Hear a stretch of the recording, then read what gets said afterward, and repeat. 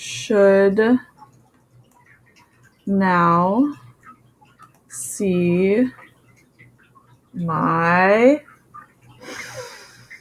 screen. Not yet. Why is it not working?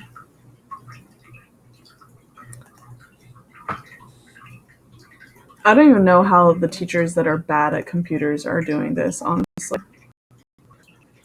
I'm sure Novak is like dying right now. I'm sure she is doing better than him. I heard you're killing it. He is. All right, you can see my screen. Yes. Yes. All right. So I've got Renaissance. All right. So work with me. Here we are. All right.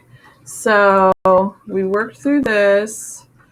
It was their history. We talked about him. We talked about the triads, and we went through like this is major, this is minor, this is diminished, and this is the other one. What the heck is it called? Augmented. So, and let me make sure, like I said, I'm going to just say, I'm not going to call anyone out, but I need to be able to see your face. All right. And then we talked about the complexity between art and music. And then did we start with, and did we finish talking about how, what was the main reason why? So like the main reason why music was able to essentially start being passed so quickly was because of the Gutenberg. We talked about that, right? Yes, thumbs up, thumbs down. Anybody? No, we did not talk about this. Okay. All right. So, but we did we talk about the paintings? Thumbs up, thumbs down. Oh, hold on. Gotta get admit. Okay. So let me get to my notes. So we did talk about that. Here is the information. Wait. So, long story short, the music from the Renaissance period was still very, very, very religious. A huge portion of the. Ooh, Sean, go ahead and mute yourself. A huge portion of the music that was being composed was based on religious aspects. It had religious overtones, even in the secular music, because of things like time signature and triads and chords. It still had deeply religious roots. However, the church began letting go of its grip on their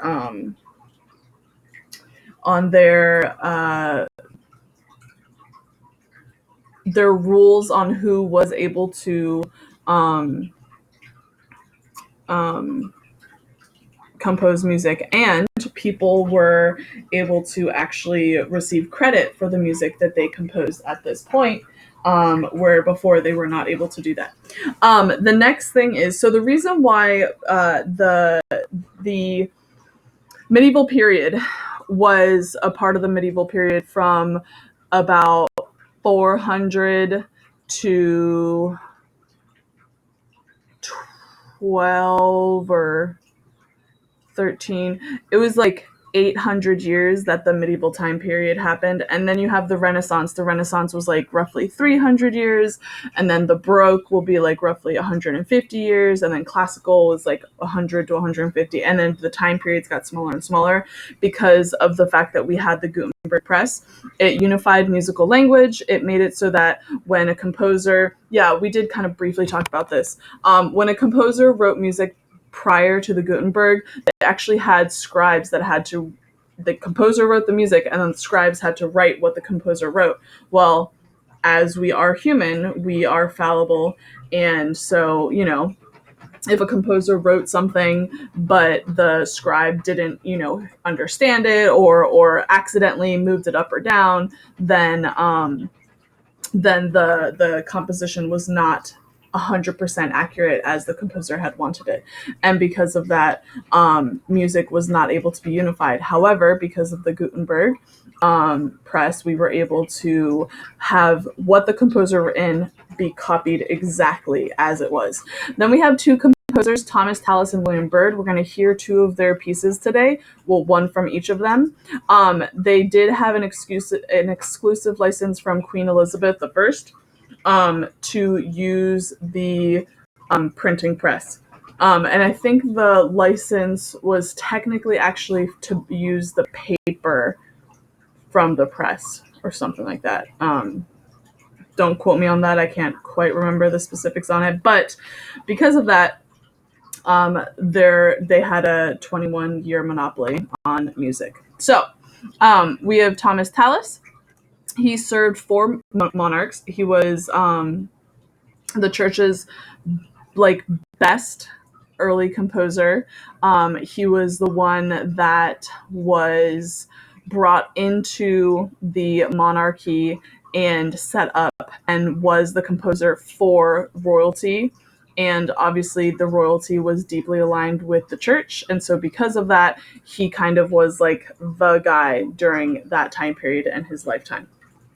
And he wrote mostly choral music. Then we have William Byrd, who was Tallis's pupil. They composed a piece together, this Canciones qua ab argumento sacre vocantur. That's Latin, so I'm sure I said that incorrectly. And essentially, they composed this piece together. They printed it. They had people perform it, and it was a huge flop. And the thought was that people had was maybe that people were scared or like uncertain about the fact that they had a monopoly, the fact that they were extended hands of the monarchy and of the church. And so, the common people were starting to kind of question their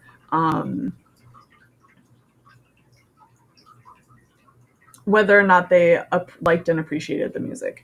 And Byrd was, so if Tallis was mostly choral, Byrd was mostly instrumental, and he actually started to really bring about the change of bringing instruments into music that we listen to. So because of him, we all have things that we can play. So fun fact.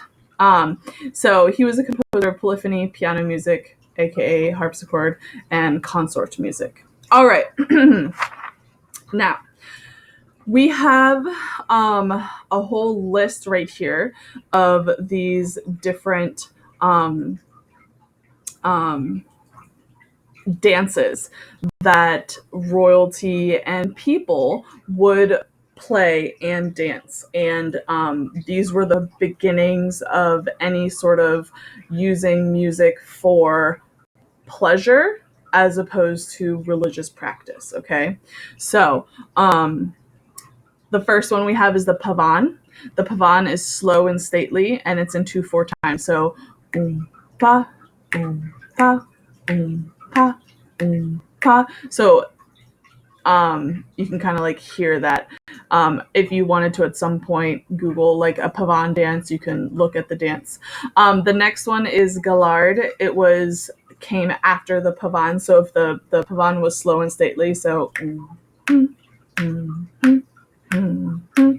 pavan was slightly faster in 1, 2, 3. So it went from 1, 2, 1, 2 to 1, 2, 3, 1, 2, 3, 1, 2, 3, 1, 2, 3. So you can kind of visualize that in your head, like 1, 2, 1, 2, 1, 2 to 1, 2, 3, 1, 2, 3, 1, 2. And you can kind of like, if you see all those ballroom dances where you have all these people dancing in big circles and da-da-da, that would be a Galard.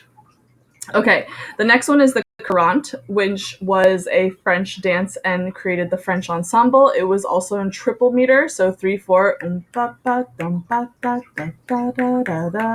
or 6/8, which is still triple meter, not quite 3/4, but you guys know that or should know that. Okay, and then the Courant was very specific, where it had 2 violins, a viola, and a harpsichord. So this was kind of like the beginning of a quartet, where you had the 4 instruments that were made specifically, or the 4 instruments that were written for specifically to dance this dance, and this would have been a courtly dance.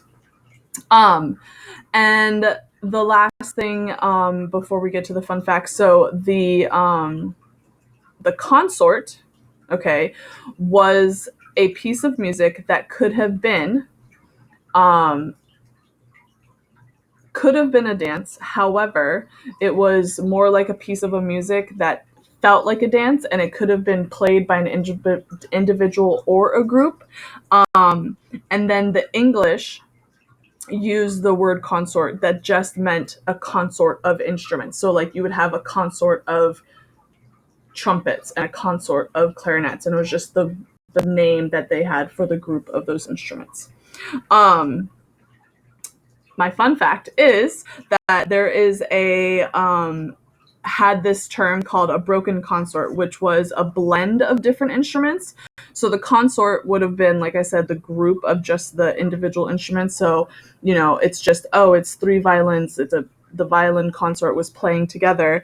And then the broken consort was a blend of different instruments, which was what was considered a Baroque orchestra. So what was a broken consort in the the Renaissance time period became a Baroque orchestra in the 17th century. So just like 100 years later, all of a sudden, what was wrong and broken was now something that people like aspired to use and to do. Okay. And then the last, this is not a dance, but this is a genre of music from the Renaissance, is the madrigal. It was secular. Many, many, many times it was secular. That doesn't mean that they didn't sing about religious concepts. It just wasn't meant for a religious purpose, if that makes sense. Do you understand? So they might have said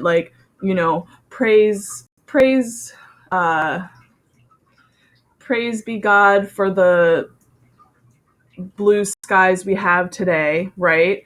But it wasn't religious. It was still secular because it wasn't meant for being used during church. Okay, so that's kind of key and important. A madrigal is always vocal, and it's unaccompanied, aka a cappella, and it was no more than 3 to 6 voices.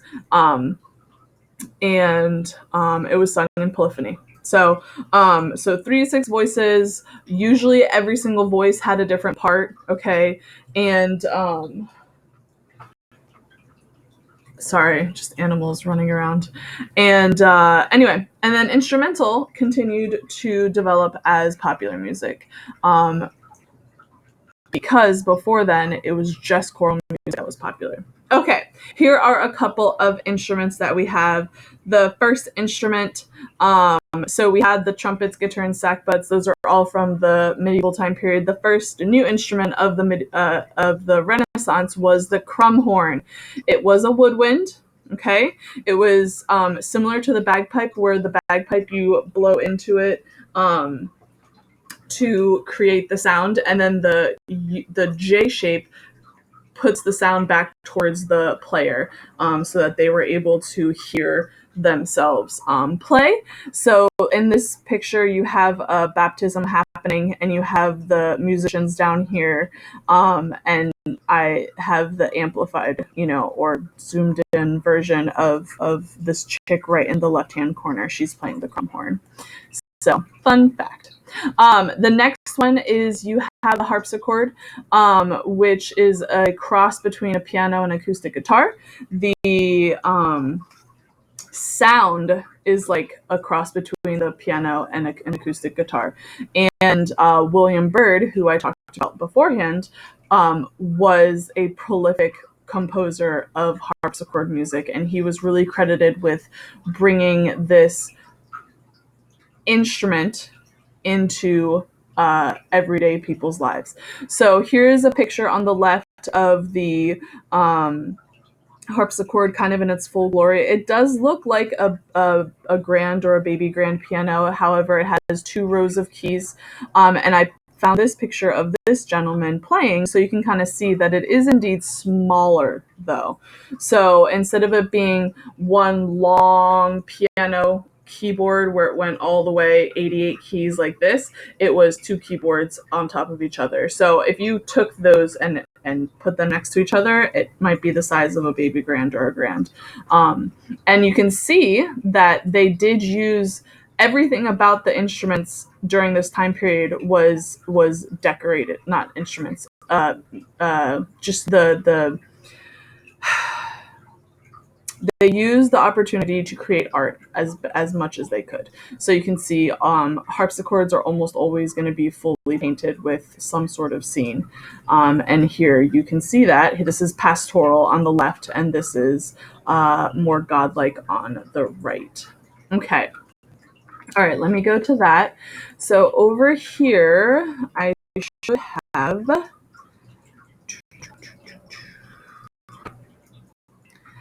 If it works. I have a bunch of music for us to listen to. Okay. Now hold on. You cannot hear that, correct? Tell me if you can hear this. Thumbs up or thumbs down. Hold on.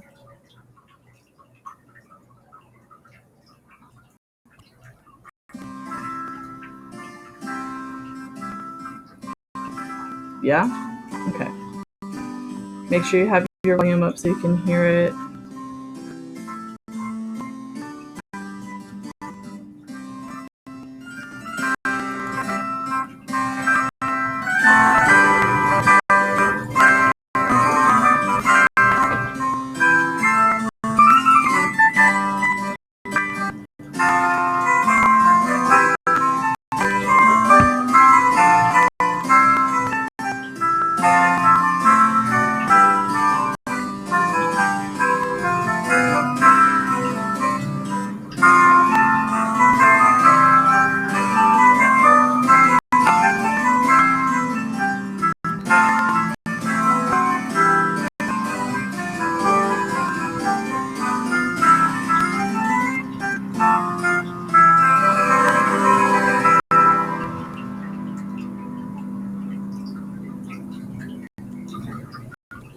So that was the battle. Now is the march.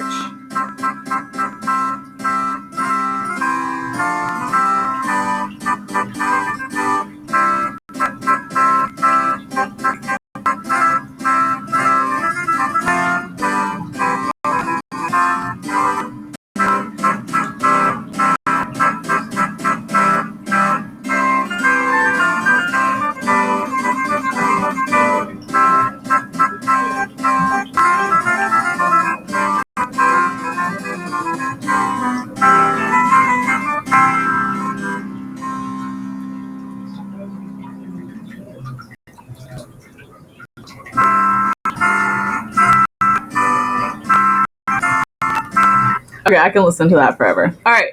So the next one that I am going to play for you is here. This is John Dunstable, which is the guy, if you remember, with the really big nose. Quam Pulchra S. Here we go.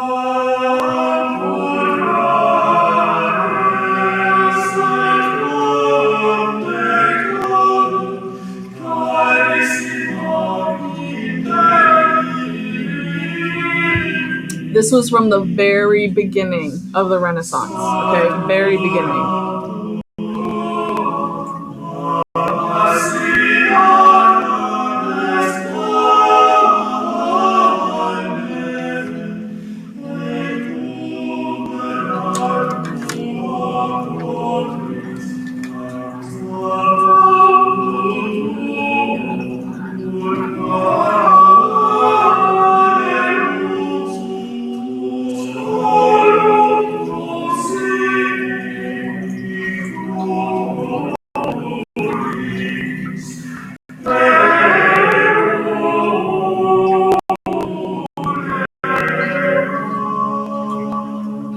Okay. And then this is William Dufay, who was more from the beginning, not quite as far back as John Dunstable, but still in the very beginning of the Renaissance.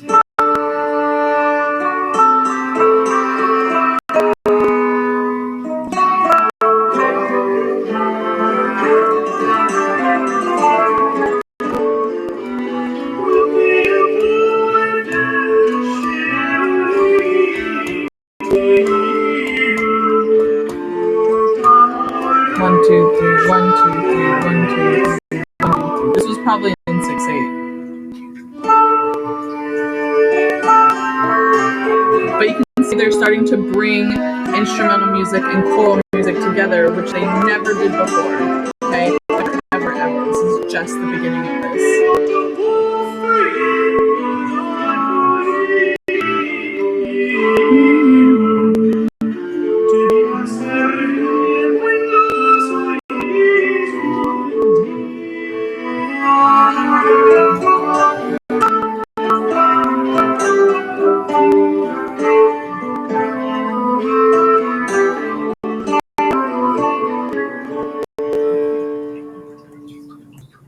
And as you can see, I have many more of that. Okay, the next one is going to be Thomas Tallis, which is the one who had monarchs and was like the most, the best of the Renaissance time. So this is this guy right here. Hold on. All right, and like I said, he's choral. So back to just choral. So here we go.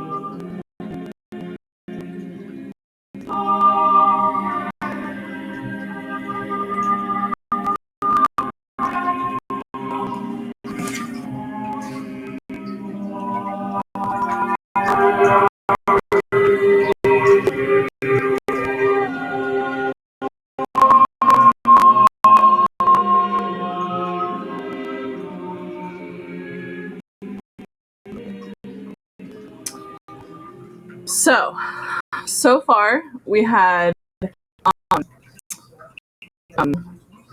the first two that I just played on media player. Those were the beginning. This is the middle. This Bird would have been after Tallis, but I heard he was in my point. And the last we have Monteverdi, which is probably the only name that you might have heard from the Renaissance period. Cruda Amarilli. So here we go. And this is a madrigal, okay? And you'll see that there are only, I think there are 6 people that are going to be singing. Pay attention. They're all in polyphony and counterpoint, and they're all singing different parts.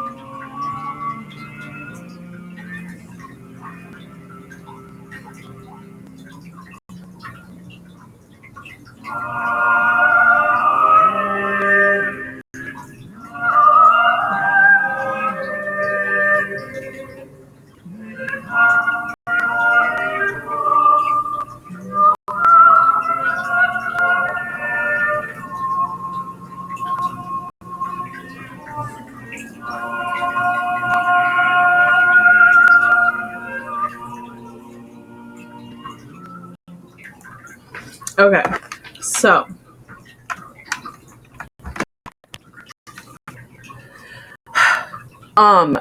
that is probably the quickest amount of music that I could put in time period. But the reason why I had to stop is because I do want to do a quick, like, hey, this is what your test that we're gonna have on our music is going to look like, kind of pop quiz situation.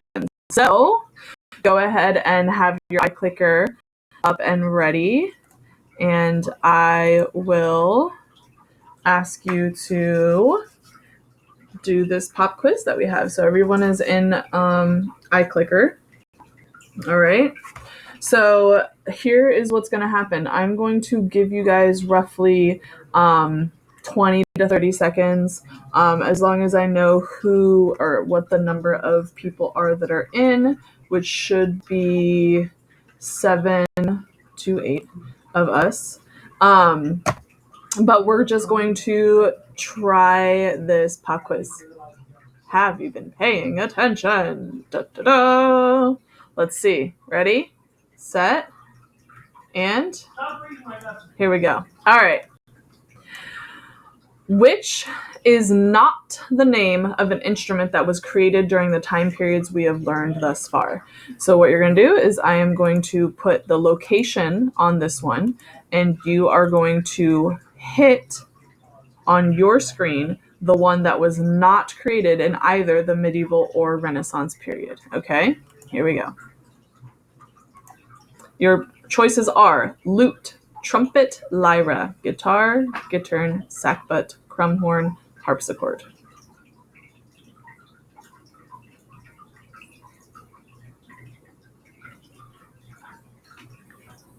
I guess it's still just a you're checked in thing. What? I guess it still says on the screen you're checked in. Maybe do this, log out and log back in. Like double tap, close it, and then come back, and it'll let you join. All right. While he's doing that, I will hit stop because that should be everybody else. And the answer, if we go over here, is the... Oh, can I make this bigger? The answer is the guitar. Guitar is the only one that was not in that time period. Okay. It was based off of the guitar. All right. What is the time period that introduced counterpoint?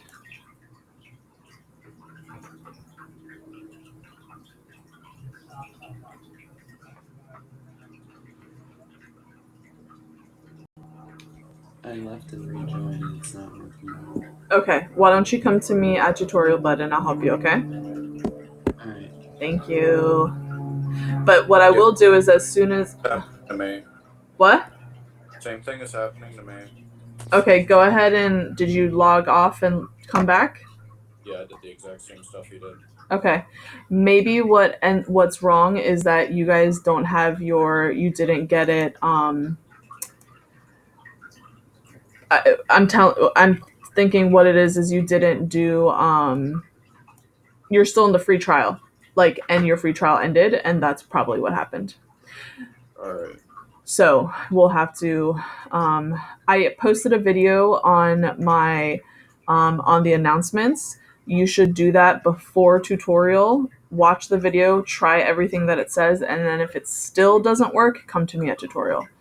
All right, so the answer was indeed, oh wait, did I do the right thing? The answer was indeed the Renaissance. Okay, the next one. What is the medieval equivalent to our scales? Short answer. Ready, set, go.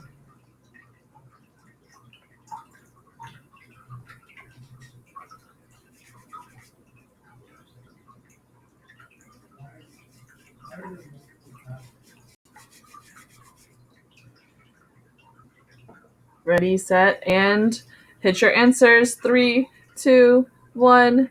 Done. Dough. Not fast enough. All right.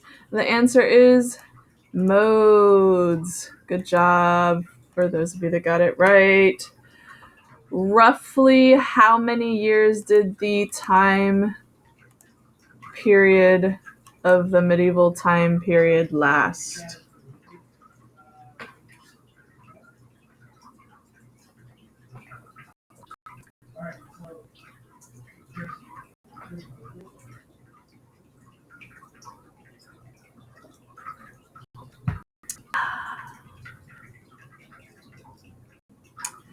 Three, two, one, done. Bam. Answers are all over the place. 7. Gotta get it out of here. No, 7.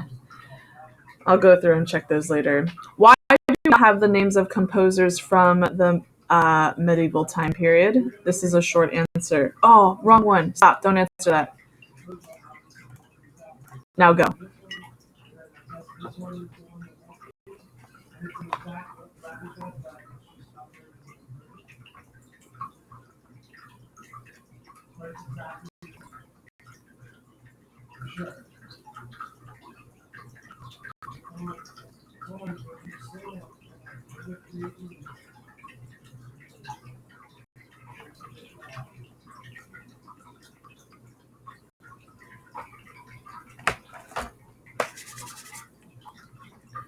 All right. I'll give you guys another 10 seconds. 10, 9, 8, 7, 6, 5, 4, 3, 2. Hit send. What you got is what you got. Hit send. Hit send. All right. Let's see what we got. Okay, I'll give you credit for that one. That one. Right idea, but whoever did that one, that seems like a Bryce answer. It's either Bryce or Nick. Well, I can't even answer. So it was Nick. It was either Bryce or Nick. It was one of the two. All right. What was the most common time signature of the Renaissance? Short go.